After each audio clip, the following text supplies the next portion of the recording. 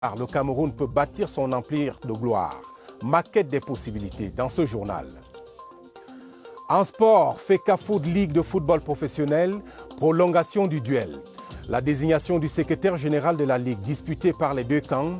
Nous serons balle au pied sur le terrain des solutions dans la surface des sports de cette édition. Voilà pour les titres.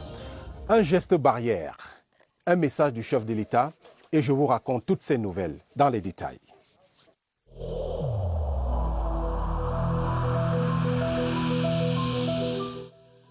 Le port du masque dans l'espace public restera obligatoire jusqu'à nouvel ordre.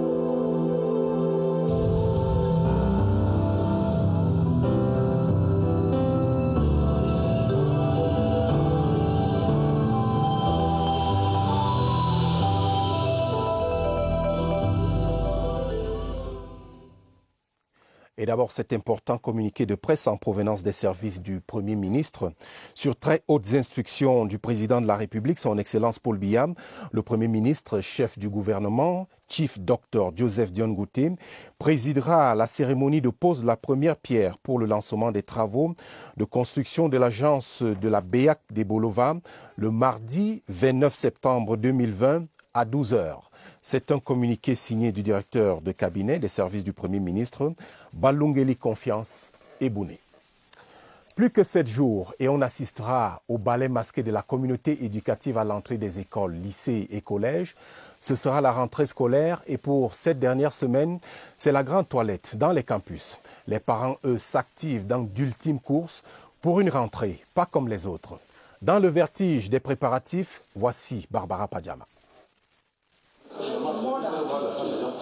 Des parents désespérés, attentifs aux explications d'un refus catégorique du proviseur. Ils squattent les établissements dernièrement pour trouver une place à leurs enfants. Mais les responsables ont reçu des instructions. Les Rachid nous ont dit de mettre 50 élèves par classe. Nous sommes en train de respecter ça.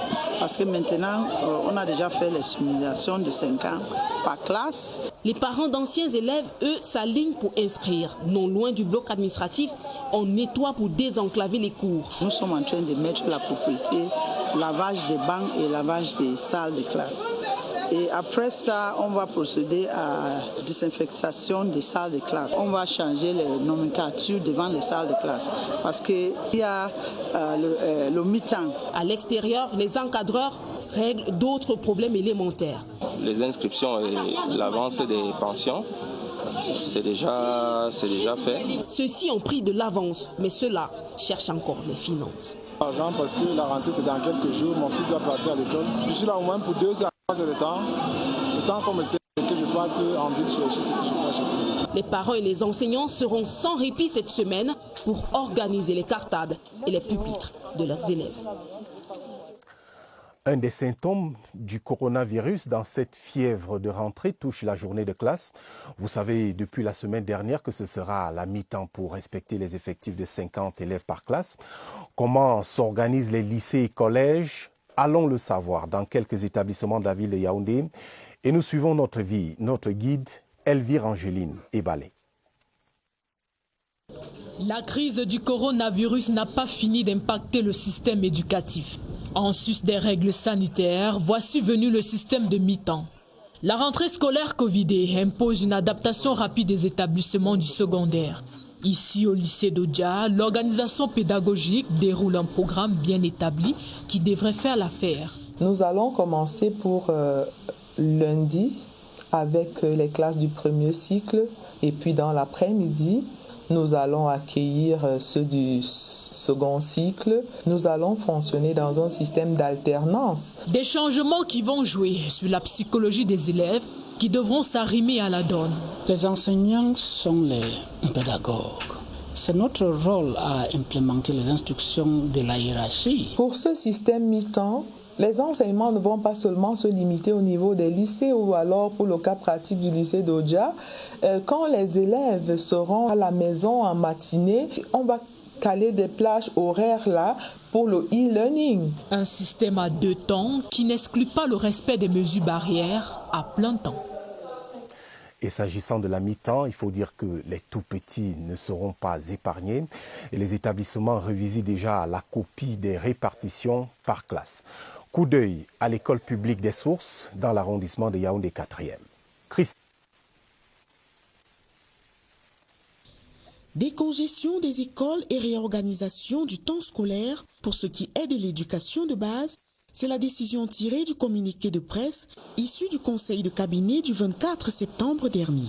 Les établissements relevant du primaire, à l'instar de l'école publique des Sources, se préparent à appliquer la nouvelle donne. Les enfants devraient fonctionner de lundi à mercredi et au deuxième temps de jeudi à samedi. Et l'autre alternative était de travailler avec les enfants de 7h30 jusqu'à 12h30 et le second groupe de 13h jusqu'à 17h30.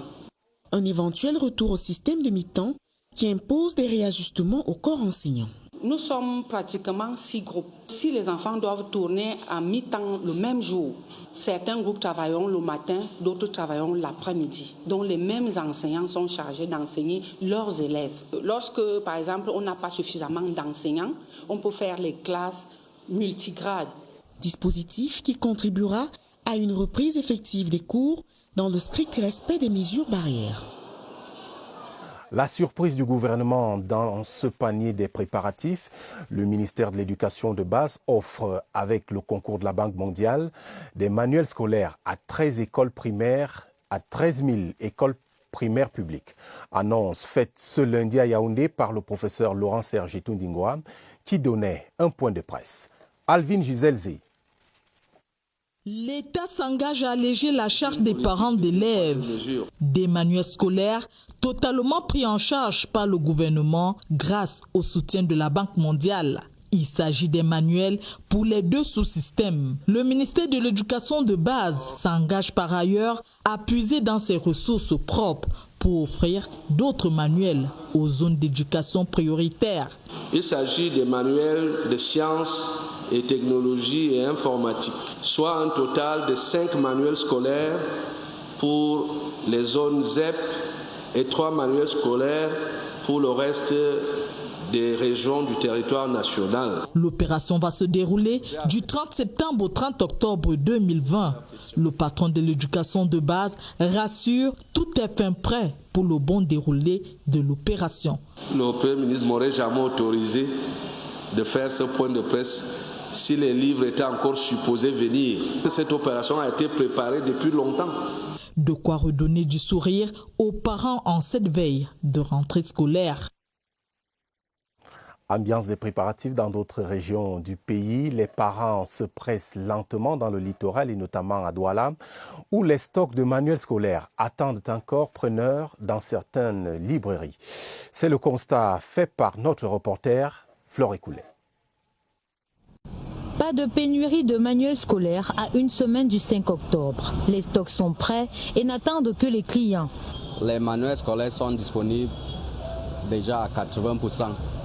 Bon, les manuels scolaires qui ne sont pas encore disponibles, c'est seulement quelques manuels scolaires francophones. Les libraires se plaignent de l'absence des parents, peu nombreux en cette période, contrairement aux années précédentes. Il y a une semaine de la rentrée, c'est souvent saturé. Les parents, il y a l'affluence partout, mais maintenant... Nous avons rencontré des parents qui, malgré leurs occupations, sont venus faire leurs devoirs. Ils se réjouissent de la disponibilité du livre et font le maximum pour une rentrée réussie le 5 octobre prochain. Je suis prête à mon niveau. Je vois qu'il y en a presque tout, puisque même la liste que j'ai donnée, ils m'ont tout donné. Malgré les difficultés, chaque parent tente de trouver une alternative pour permettre à son enfant d'être prêt le jour J. La pression des préparatifs est aussi perceptible en attendant ce jour J dans le septentrion, mais Garoua ne perd pas le nord. Ce lundi était jour de reprise pour le personnel administratif des établissements scolaires. Les marchés, eux, ont connu une affluence particulière des parents qui bouclent leurs achats. Retrouvons à Garoua Oumarou Boubakari.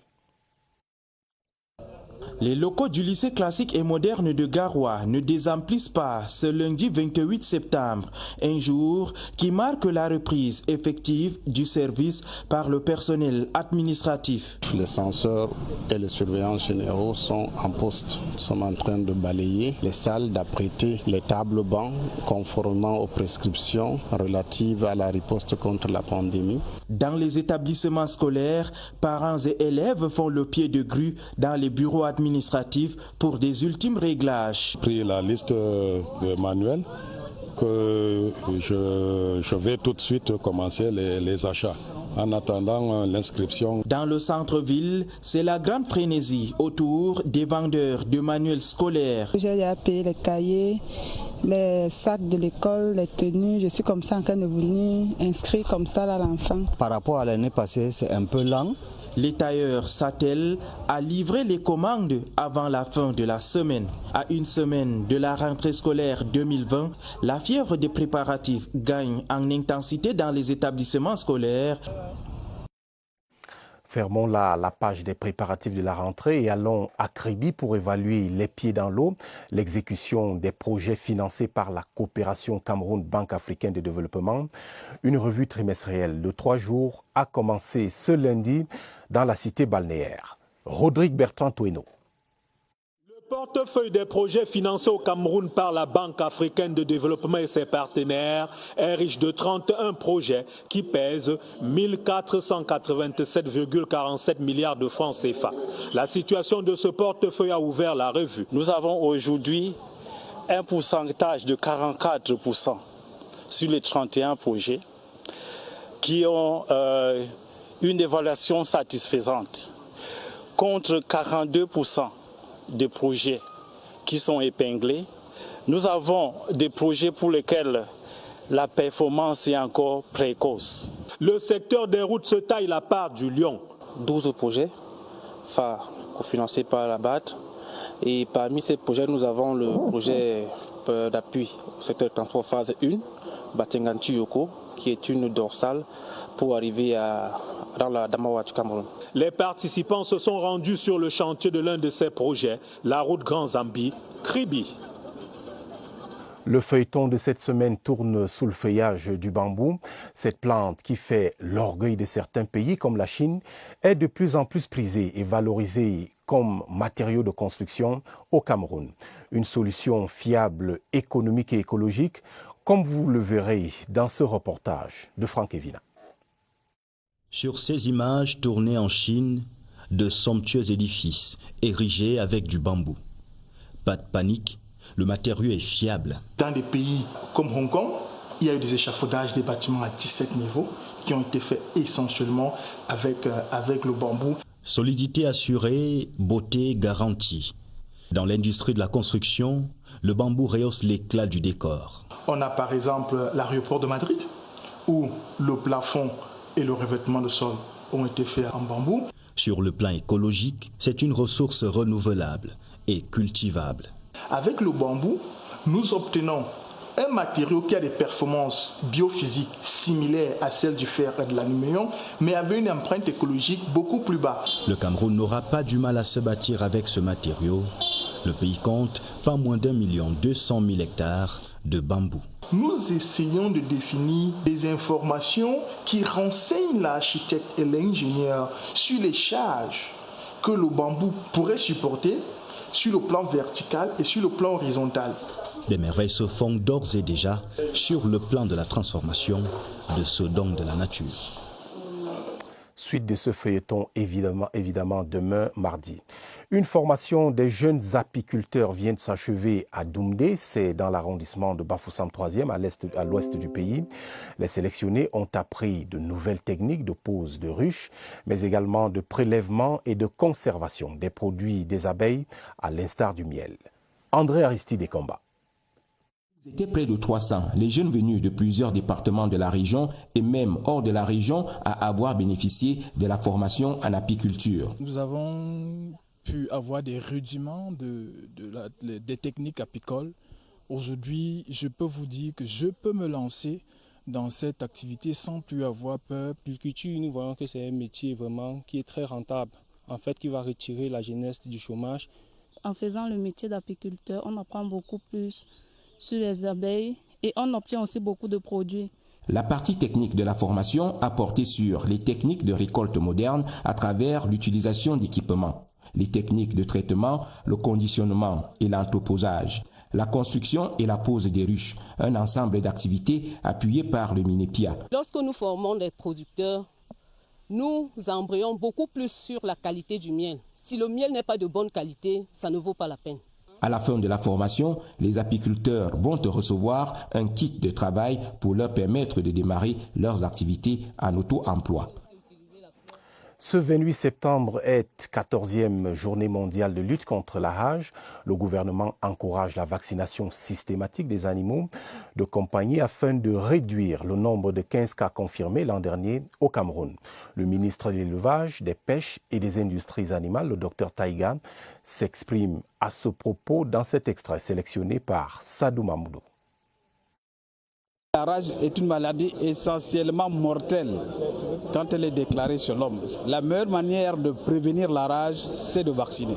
Cette journée est essentiellement consacrée à la sensibilisation de tous les propriétaires des animaux de compagnie, les chiens, les chats et les primates domestiques. Rapprochez-vous des services de l'État et procédez aux vaccinations. Protégez votre famille, protégez-vous parce que la rage est essentiellement mortelle.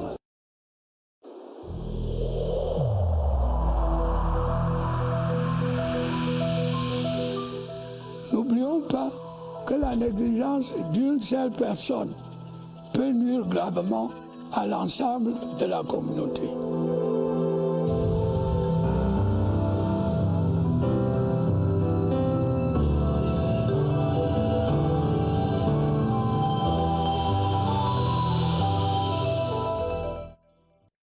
Riposte nationale pour éradiquer le coronavirus. La coordination des opérations met les pleins phares sur la prochaine rentrée scolaire. Les précautions à prendre dans et autour des établissements sont contenues dans le point de presse donné ce soir par le docteur Linda Esso, au centre des opérations des urgences de santé publique où nous retrouvons tout de suite Évariste Eyenga. Évariste, bonsoir. Vous êtes en direct avec votre invité.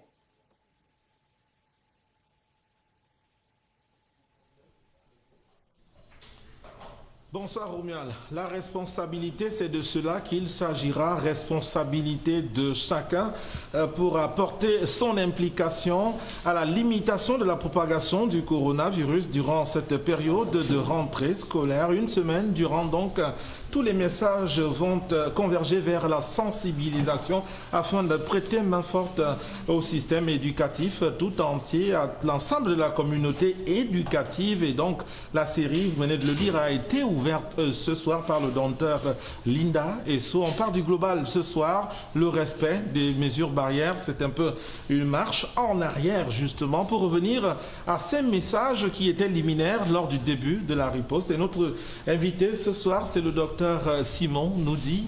Bonsoir docteur.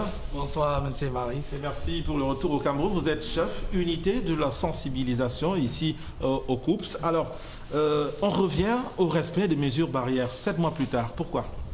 Très bonne question. Vous savez, le combat continue.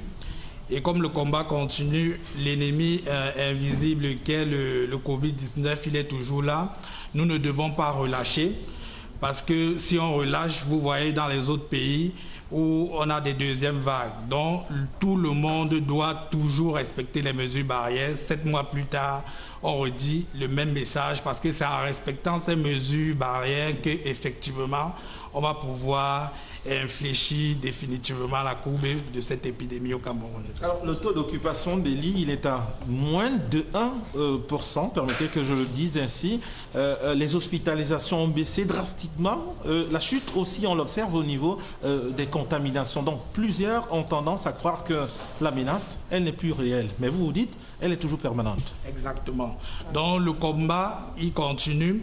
Les chiffres, comme le taux de létalité qui plane autour de 2%, le taux de guérison autour de 92%. C'est des chiffres qui doivent plutôt nous motiver à continuer à respecter ces mesures barrières pour pouvoir réellement finir avec ces pandémies. Donc, ces chiffres ne doivent pas être des prétextes pour relâcher, mais ça doit être des chiffres qui boostent le moral de tout le monde pour pouvoir continuer à respecter toutes les mesures barrières. Merci, docteur. Le moral, il sera boosté, celui des parents, celui de chacun des membres du système éducatif pour amener nos jeunes scolaires à bien opérer leur rentrée qui se profile à l'horizon. Et pour cela, c'est le respect des mesures barrières, une fois encore, et pas de trop.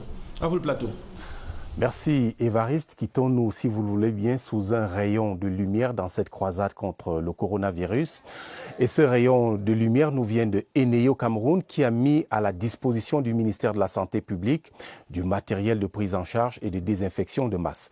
Ces équipements ont été remis par Eric Mansoui, c'est le directeur général de Eneo. Clovis Chamabo.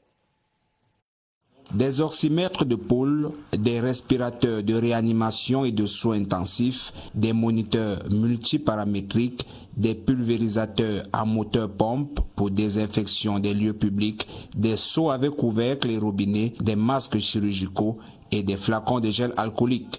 Le partenaire stratégique de l'État continue de jouer convenablement son rôle. Nous apporterons notre contribution, Eneo apporte sa contribution dans cette lutte. Et puis le matériel servira aussi, bien sûr, ensuite, une fois que la pandémie sera terminée, elle va se terminer un jour évidemment, le matériel servira à soigner les autres maladies. Des dons qui contribueront par exemple à renforcer le plateau de l'hôpital général de Yaoundé, le seul centre spécialisé dans la prise en charge des grands brûlants en Afrique centrale. Chaque fois que le personnel de la santé se sent aidé dans la lutte contre la Covid, ça nous fait énormément plaisir. C'est un combat qui est très difficile et le personnel est au front et ça fait toujours honneur et plaisir de savoir que les gens nous soutiennent. Un bel exemple de coopération entre la Grande-Bretagne et le Cameroun. On a Eneo qui est une entreprise majoritaire actionnaire britannique qui montre aujourd'hui par ce don son engagement en tant que responsabilité sociale coopératiste. C'est une question existentielle pour tout le monde, partout dans le monde. Une opération qui verra également la distribution des kits à une dizaine de communes et plusieurs autres hôpitaux de référence afin d'électriser définitivement le nouveau coronavirus du territoire national.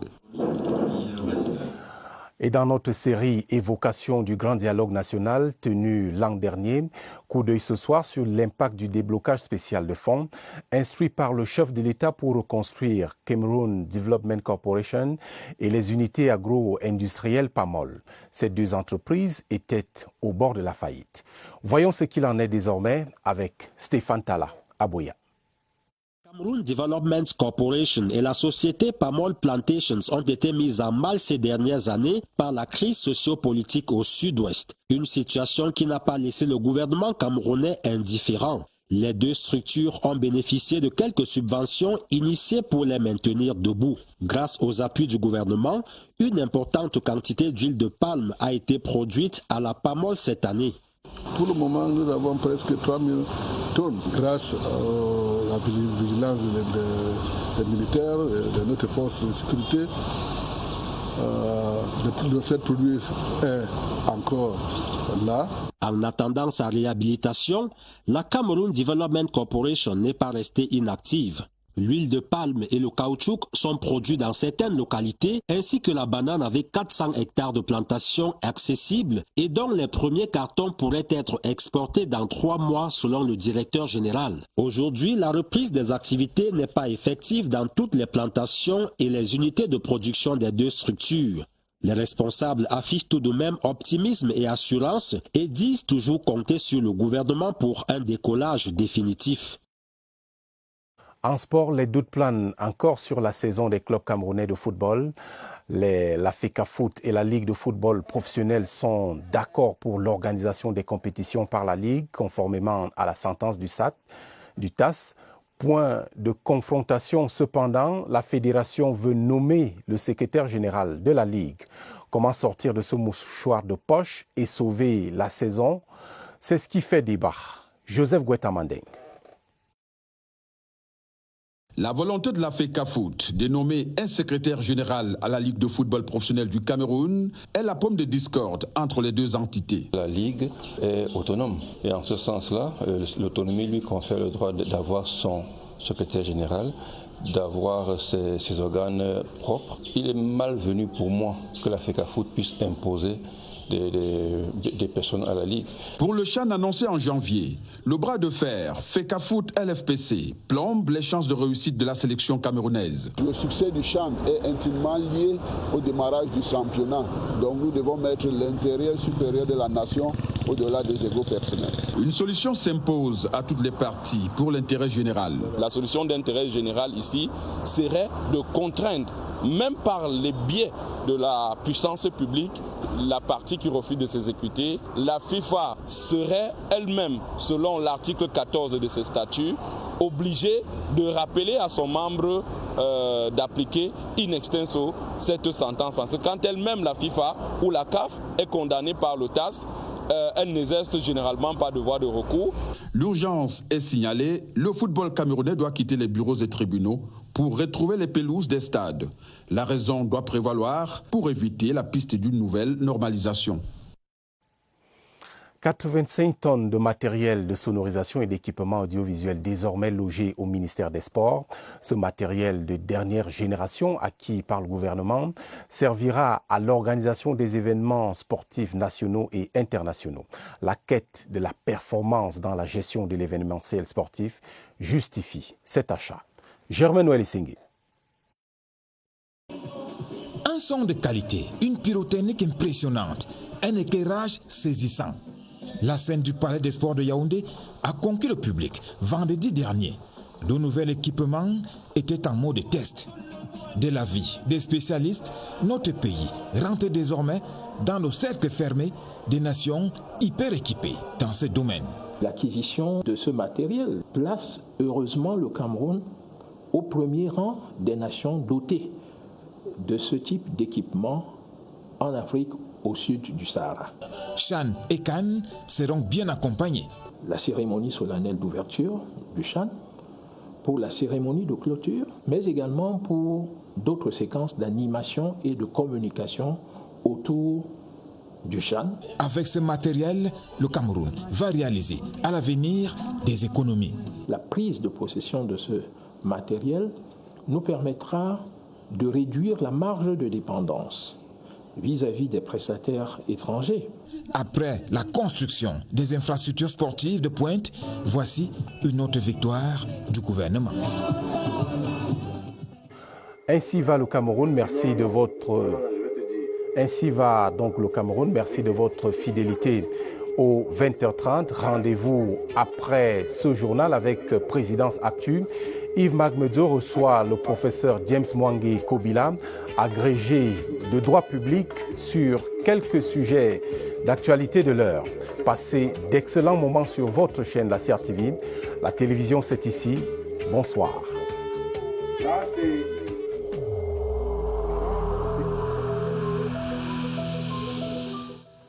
Il est essentiel que les mesures qui ont été indiquées soient absolument respectées par chacun de nous.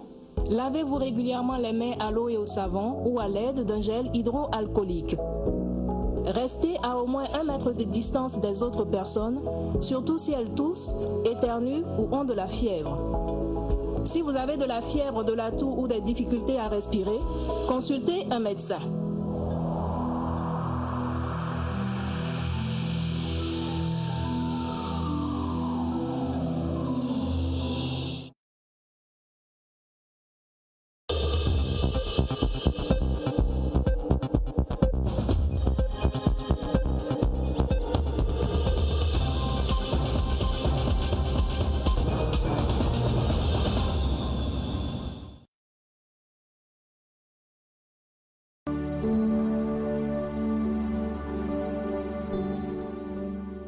En septembre, vos super séries font leur grand retour. pressentiment. Retrouvez l'amusante Jennifer sur Nollywood TV. Ah, c'est une très bonne nouvelle. Sur A+, vibrez au rythme des péripéties de Marem dans Maîtresse d'un homme marié. T'as coupé les ponts avec moi. Et laissez-vous emporter dans le tumulte des aventures de Mara. Septembre,